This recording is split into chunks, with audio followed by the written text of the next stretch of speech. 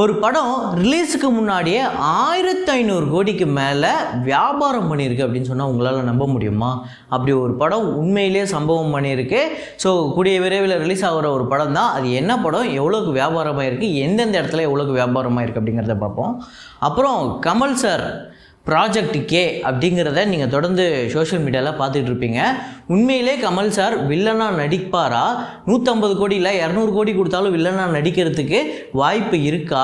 இல்லை அப்படி ஒரு பேச்சுவார்த்தை போய்கிட்டு இருக்கு, அவர்கிட்ட பேசிக்கிட்டு இருக்காங்க, அதுக்கு பாசிபிள் இருக்கா இல்லையா அப்படிங்கிறத இந்த வீடியோவில் பார்ப்போம். இது மட்டும் இல்லாமல் கமல் சார் இந்த படத்தில் நடிக்கிறது மூலியமாக அவருக்கு ஒரு பெரிய ஆதாயம் இருக்குது. ஸோ அது என்ன அப்படிங்கிறதையும் பார்ப்போம்.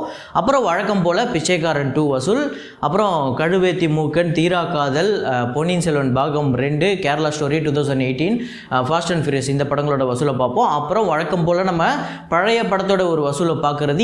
இன்றைக்கி வந்து ஒரு முக்கியமான படம், தமிழ் சினிமாவுக்கே ஒரு முக்கியமான படம் அப்படின்னு சொல்லலாம். ஆமாங்க, 1952ஆம் ஆண்டு வந்த பராசக்தி படத்தோட வசூலை தான் பார்க்க போகிறோம். ஸோ வீடியோக்குள்ளே போகிறதுக்கு முன்னாடி நம்ம சேனலை நீங்கள் சப்ஸ்கிரைப் பண்ணிவிடுங்க, பக்கத்தில் இருக்க பெல் ஐக்கனோட ப்ரெஸ் பண்ணிவிடுங்க. வாங்க வீடியோக்குள்ளே போகலாம். நேற்று வீடியோவில் ஒரு ஃப்ரேம் போட்டு அது என்ன படம் அப்படிங்கிறத கண்டுபிடிக்க சொல்லியிருந்தேன். நிறைய பேர் தேவர் மகன் சொல்லியிருந்தீங்க. அது தேவர் மகன் கிடையாது. அது என்ன ஃப்ரேம், என்ன படம் அப்படிங்கிறத இப்போ நீங்கள் பார்த்துட்டு வாங்க.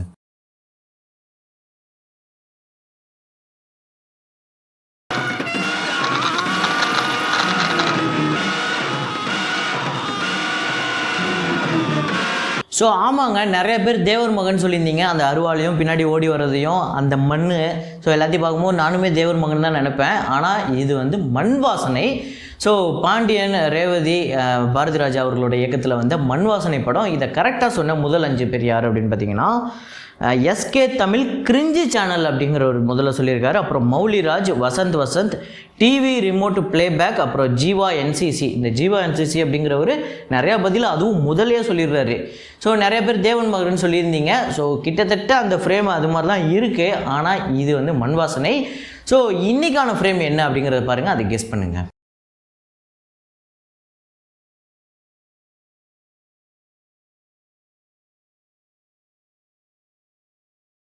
ஸோ இப்போ வசூலுக்குள்ளே போயிடலாம். அதுக்கு முன்னாடி இந்த வீடியோக்கு ஒரு like. So fast and furious day 13 collection India முழுக்க நேற்று மட்டும் 1,85,00,000, உலகம் முழுக்க $11 மில்லியன் வந்து வசூல் பண்ணியிருக்கு. இது வந்து 90 கோடி கிட்ட வருது.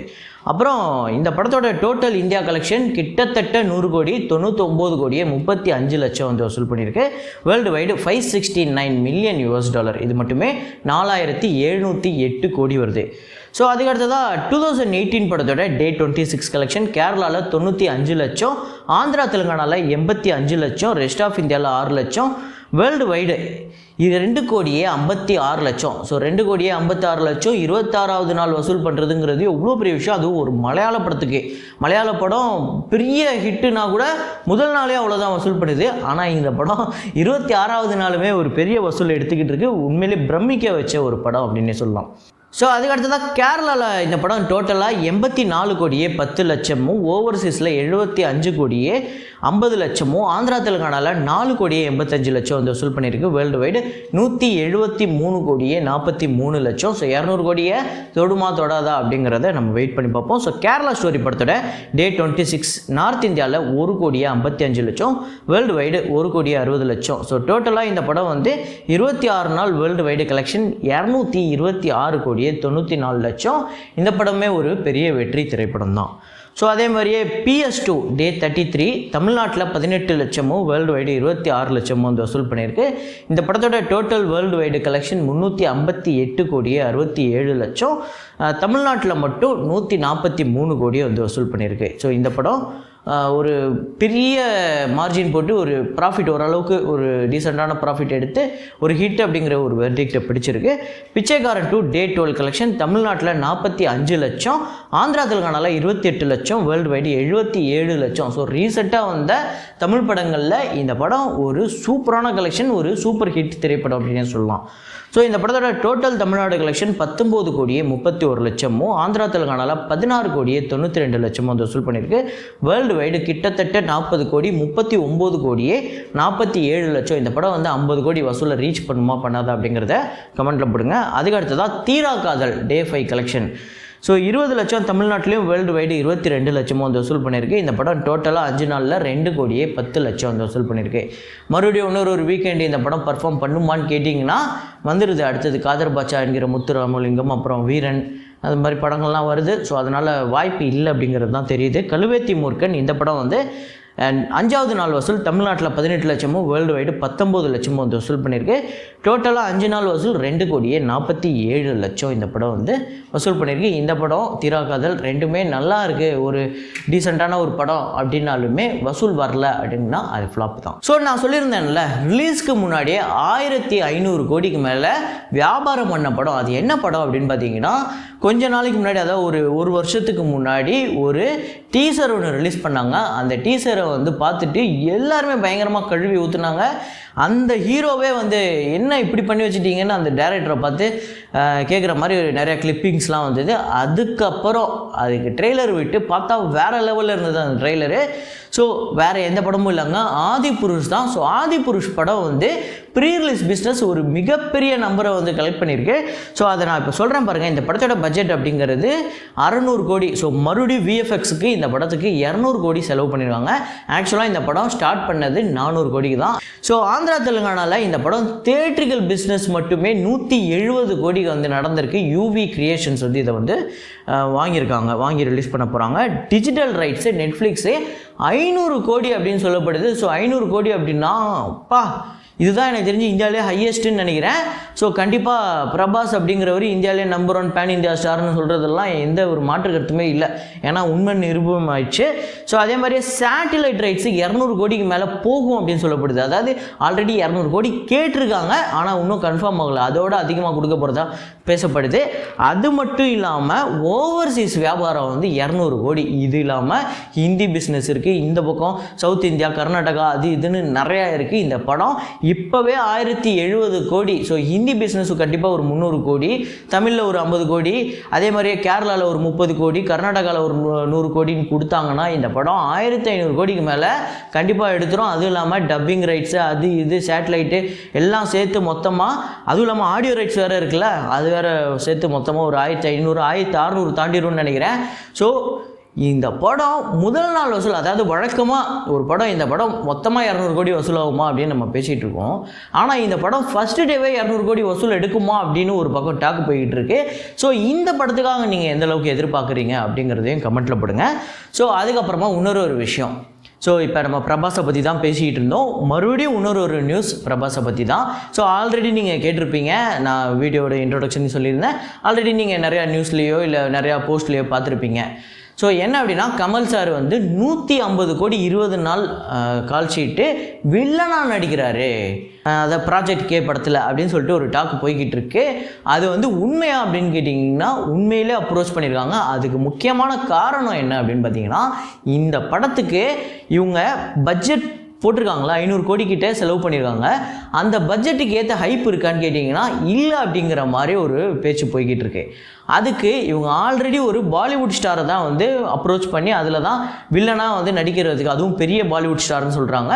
ஸோ அது யார் அப்படிங்கிறத சொல்ல. ஸோ அந்த பாலிவுட் ஸ்டார் வர்றதை விட கமல் சார் இந்த படத்தில் இருந்தால் இன்னும் ஒரு பெரிய பிஸ்னஸ் வரும் அப்படின்னு எதிர்பார்க்கப்படுது. அதுவும் இல்லாமல் சவுத் இந்தியாவில் தமிழ்லையும் கேரளாலையும் பெரிய பிஸ்னஸ் ஆகிறதுக்கு வாய்ப்பு இருக்குது. ஸோ அதனால தான் இவங்க கமல் சாரை வந்து அப்ரோச் பண்ணியிருக்காங்க. ஸோ கமல் சாரை இவங்க அப்ரோச் பண்ணதுக்கு முக்கியமான காரணம் இதுதான். ஸோ கமல் சார் வந்து இப்படிலாம் மற்றவங்களுக்குலாம் வில்லனாலாம் நடிக்க மாட்டார், அவர் வில்லனாலாம் நடிக்கக்கூடாது அப்படின்னு சொல்லிட்டு ஃபேன்ஸ் ஒரு பக்கம் சொல்லிக்கிட்டு இருக்காங்க. ஆனால் இந்த படத்தில் அவர் வில்லனாக நடிக்கிறதுக்கு ஒரு ப்ளஸ் பாயிண்ட் என்ன அப்படின்னு பார்த்தீங்கன்னா, கண்டிப்பாக இந்த படம் வந்து ஒரு மாதிரி மார்வல் டிசி மாதிரி ஒரு படமாக இருக்கும் அப்படின்னு சொல்லப்படுது. சூப்பர் ஹீரோ கான்செப்ட்னு சொல்லப்படுது. அந்த மாதிரி சூப்பர் ஹீரோ கான்செப்டில் வில்லனாக நடிக்கிற ஒரு விஷயங்கிறது சாதாரண விஷயம் கிடையாது, பெரிய விஷயம். அதுவும் இல்லாமல் இந்த படம் வந்து வெறும் தமிழ், தெலுங்கு, மலையாளம், கன்னடம் இல்லாமல் இங்கிலீஷ் இல்லாமல் வேறு நிறையா ஓவர்சீஸ் லாங்குவேஜில் நிறையா வந்து வெளிநாட்டு மொழிகளில் ரிலீஸ் ஆக போகுது. சைனாலேயோ இல்லை கொரியன் லாங்குவேஜ்லேயோ அந்த மாதிரி லாங்குவேஜ்லையுமே ரிலீஸ் ஆக போகுது அப்படின்னு சொல்கிறாங்க. அப்படின்னா இதை வச்சு அடுத்து வரப்போகிற கமல் படங்களுக்கு மிகப்பெரிய பிஸ்னஸ் வரும்னா கமல் சார் இதை ஒத்துக்கிறதுக்கே அதிக வாய்ப்பு இருக்குது. ஸோ கண்டிப்பாக எனக்கு தெரிஞ்சு 90% வாய்ப்பு இருக்குது கண்டிப்பாக இந்த படத்தில் வில்லனா நடிக்கிறதுக்கு. அப்படி நடித்தார் அப்படின்னா இந்த படம் தான் இந்தியாவிலே பிக்கெஸ்ட் பேன் இந்தியா ஃபிலிம் அப்படின்னு நம்ம சொல்லிடலாம். ஸோ அந்தளவுக்கு ஒரு மிகப்பெரிய எதிர்பார்ப்பு கூட்டிடும். அதுவும் இல்லாமல் இதுக்கு முன்னாடி வேறு எந்த ஒரு ஹீரோக்கும் கமல் சார் வில்லனா பண்ணதில்லை அப்படின்னா பார்த்துக்கோங்களேன் எந்த அளவுக்கு ஒரு ஹைப் இருக்கும் அப்படின்னு சொல்லிட்டு. இந்த படத்தோட டைரக்டர் நாகாஸ்வின் அவர் வந்து இதுக்கு முன்னாடி மகாநதி அப்படிங்கிற தெலுங்கில் தமிழில் கூட நடிகர் திலகம் அப்படின்னு வந்தது. அந்த படத்தை வந்து நம்மளோட எல்லாரோட ஃபேவரட் மூவி அப்படின்னு சொல்லலாம். அந்த படத்தை டைரக்ட் பண்ணவர் கண்டிப்பாக ஏதோ ஒரு விஷயம் இருக்கும். அதுவும் இல்லாமல் இந்த படத்தில் கமல் சார் ஒரு பக்கம் வில்லனா நடிக்கிறார் அப்படின்னா இன்னொரு பக்கம் பிரபாஸ், அமிதாப் பச்சன், தீபிகா படுகோனே அப்படின்னு சொல்லிட்டு ஒரு மிகப்பெரிய ஸ்டார் காஸ்டிங் இருக்குது. ஸோ எனக்கு தெரிஞ்சு இப்படிப்பட்ட ஒரு பாசிபிள் நடந்தது அப்படின்னா இதுதான் இந்தியாவோட பிக்கெஸ்ட் பேன் இந்தியா ஃபில்மாக இருக்கும் அப்படின்னு நான் நம்புகிறேன்.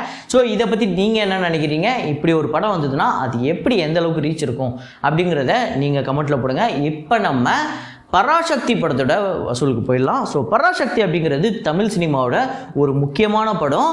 தமிழ் நடிகர்லேயே ஒரு முக்கியமான நடிகர் அப்படின்னா நம்ம நடிகர் திலகம் சிவாஜி கணேசனை சொல்லலாம். அவரோட முதல் படம். ஸோ இந்த படத்துக்கு வசனம் அப்படிங்கிறது, இந்த படத்தோட ரைட்டிங் அப்படிங்கிறது டாக்டர் கலைஞர் அவரோடது. ஸோ இந்த படத்தோட பட்ஜெட் பார்த்திங்க அப்படின்னா 5 லட்சம். 1952 இந்த படம் மொத்தமாக வசூல் பண்ணது அப்படிங்கிறது 45 லட்சம். பயங்கரமாக எல்லோரும் பேசப்பட்டது. அதுவும் அந்த கோர்ட்டு சீன் இருக்குல்ல, கோர்ட் ரூம் ட்ராமா, அதில் சிவாஜி சார் பேசுகிற அந்த டைலாக் இன்னை வரைக்குமே நம்ம எல்லாருமே பேசிகிட்டு தான் இருப்போம். வேறு லெவலில் இருக்கும். ஸோ இந்த படத்துக்கு ஷேர் மட்டுமே 28 லட்சம் வந்து கிடச்சிருக்கு. இந்த வசூலை இன்றைக்கி காலகட்டத்துக்கு இன்ஃப்ளேட் பண்ணால் 60 கோடி, அதாவது இந்த கேல்குலேட் பண்ணி சொல்கிறது. ஆனால் டிக்கெட் காஸ்ட்டெல்லாம் வச்சு பார்த்தா இந்த படம் கண்டிப்பாக 200-300 கோடிக்கு மேலே வரும். ஸோ இந்த படம் ஒரு பிக்கெஸ்ட் பிளாக் பஸ்டருங்க. இந்த படம் நீங்கள் பார்த்துருந்தீங்கன்னா கண்டிப்பாக இது உங்களோட ஃபேவரட் மூவி கண்டிப்பாக இருக்கும். அதில் எந்த மாற்று கருத்துமே இல்லை. ஸோ இதே மாதிரி ஒரு வீடியோவில் இதே மாதிரி ஒரு கலெக்ஷன் ரிப்போர்ட்டில் மீண்டும் நான் உங்களை சந்திக்கிறேன். Signing off Rahman.